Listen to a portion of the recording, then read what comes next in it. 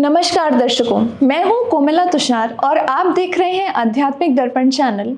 एक कदम आध्यात्म की ओर, जहां आप पाते हैं आध्यात्म, धर्म एवं समाज से जुड़ी हर खबर एवं कहानी। जय माता दी। नवरात्रि के दूसरे दिन पूजित होती हैं माता ब्रह्मचारिणी। यह नाम दो शब्दों से बना है, ब्रह्म यानी तप, ज्ञान और परम सत्य, और चारिणी यानी आचरण करने वाली। माता ब्रह्मचारिणी तप की देवी हैं। उनका स्वरूप अत्यंत शांत और सौम्य है। वे एक हाथ में जपमाला और दूसरे हाथ में कमंडल धारण किए हुए हैं। यह स्वरूप साधना, त्याग और आत्मबल का प्रतीक है। कहा जाता है कि माता ब्रह्मचारिणी का जन्म पर्वतराज हिमालय के घर हुआ। छोटी उम्र से ही उनका मन भगवान शिव में लगा रहता था। वे बहुत तपस्विनी थीं और अपने जीवन का एकमात्र लक्ष्य था भगवान शिव की अर्धांगिनी बनना। भगवान शिव को पाने के लिए उन्होंने घोर तपस्या की। पहले केवल फल फूल पर जीवन बिताया और अंत में जल तक के कठोर तपस्या करने लगी। उनके शरीर का रंग काला पड़ गया, लेकिन उनके संकल्प में कोई कमी नहीं आई। इसी कारण उन्हें तपश्चर्या की देवी कहा जाता है। उनकी साधना ने समस्त लोगों को चकित कर दिया। देवताओं ने आकर उनकी स्तुति की और वरदान दिया कि उनकी तपस्या सफल हो। देवी ब्रह्मचारिणी की कथा हमें यह सिखाती है कि जीवन में चाहे कितनी भी कठिनाई क्यों ना आए, यदि हमारा संकल्प मजबूत है और हमारा लक्ष्य स्पष्ट है, तो हम सब कुछ हासिल कर सकते हैं। माता की तपस्या का परिणाम यह हुआ कि भगवान शिव उनके प्रेम और समर्पण से प्रसन्न हुए और उन्हें अपनी अर्धांगिनी के स्वरूप में स्वीकार किया। नवरात्रि के दूसरे दिन माता ब्रह्मचारिणी की पूजा करने से साधकों को विशेष फल प्राप्त होता है।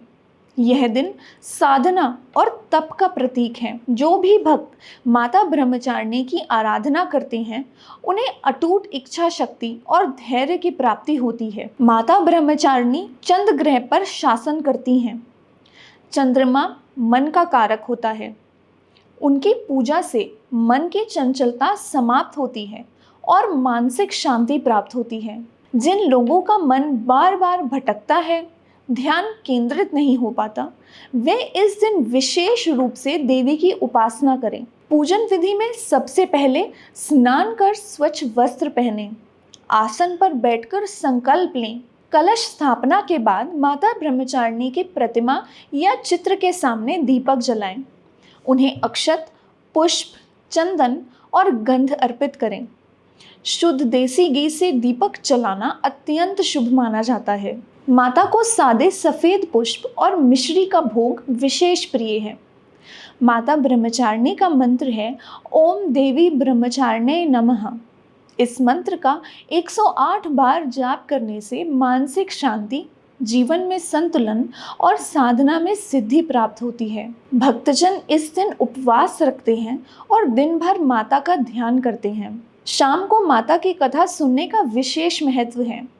माता ब्रह्मचारिणी की कथा सुनने से जीवन में धैर्य और संयम का संचार होता है। यह कथा हमें यह सिखाती है कि धैर्य से ही हर तपस्या सफल होती है। माता का स्मरण करने से मनुष्य के जीवन से भय समाप्त हो जाता है। वे हमें यह प्रेरणा देती हैं कि कठिन समय में भी हमें हार नहीं माननी चाहिए। उनकी साधना से हमें आत्मबल मिलता है, जिससे हम अपने जीवन के बड़े से बड़े संघर्षों का सामना कर सकते हैं। माता ब्रह्मचारिणी का जीवन हमें यह सिखाता है कि तप और साधना के बिना जीवन अधूरा है। जैसे माता ने भगवान शिव को पाने के लिए कठिन तपस्या की, वैसे ही हमें अपने जीवन के लक्ष्य के लिए मेहनत और संयम के साथ प्रयास करना चाहिए। यह दिन केवल आराधना का नहीं, बल्कि आत्मचिंतन का भी है। भक्त इस दिन अपने भीतर झांक कर अपनी कमजोरियों को पहचाने और उन्हें दूर करने का संकल्प लें। माता के ध्यान से मन, बुद्धि और आत्मा का शुद्धिकरण होता है। जब मन शुद्ध होता है, तब जीवन में सकारात्मकता और सफलता अपने आप आती है। माता ब्रह्मचारिणी हमें यह सिखाती हैं कि सच्ची शक्ति बाहरी नहीं बल्कि भीतर होती है। तप और संयम से ही हम अपने भीतर की उस शक्ति को पहचान सकते हैं। जो साधक इस दिन ध्यान और साधना में लीन हो जाते हैं, वह जीवन में गहन आत्मज्ञान प्राप्त करते हैं।